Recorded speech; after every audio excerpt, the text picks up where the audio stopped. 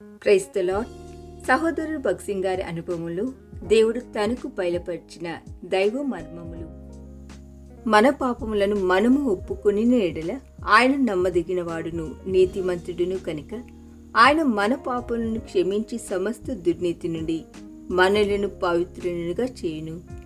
1 యోహాను రాసిన పత్రిక 1వ అధ్యాయము 9వ వచనము. మీ రక్షకుడు మిమ్మును ప్రేమించుచున్నాడు కనుక ఆనందించుడి. భూలోక సమస్త జనముల కంటే గొప్పదైన పరలోక జనాంగముగా నిన్ను చేయవలననేది దేవుని కోరిక. ఆయన చేతికి నిన్ను నీవు అప్పగించుకొనుము. అప్పుడు దేవుడు నీకు ఎంత సంతోషం నొసుగునో నీవే గ్రహింతువు. నీవు పరలోక గీతములు పాడుచుండగా చెప్పనశక్యమైన ఆనందముతో నింపబడుతువు. సంగీతములో ఒక స్వరమైనను నాకు రాకునను, సంగీతము వినినప్పుడు నా హృదయం ఎంతో ఆనందించును.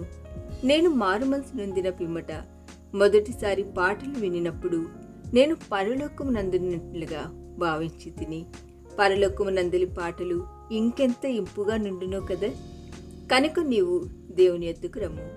నీవెవరివైనను, నీ జీవితం ఎంత అవమానకరమైనదైనను ఆయన నిన్ను ఏర్పరచుకొననిమ్ము.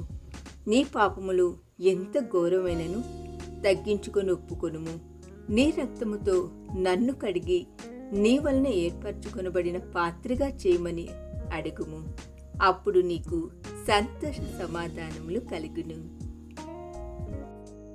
ఈ దిన ధ్యానము మనందరి ఆత్మీయ జీవితమునకు ఆశీర్వాదకరముగా ఉండునుగాక.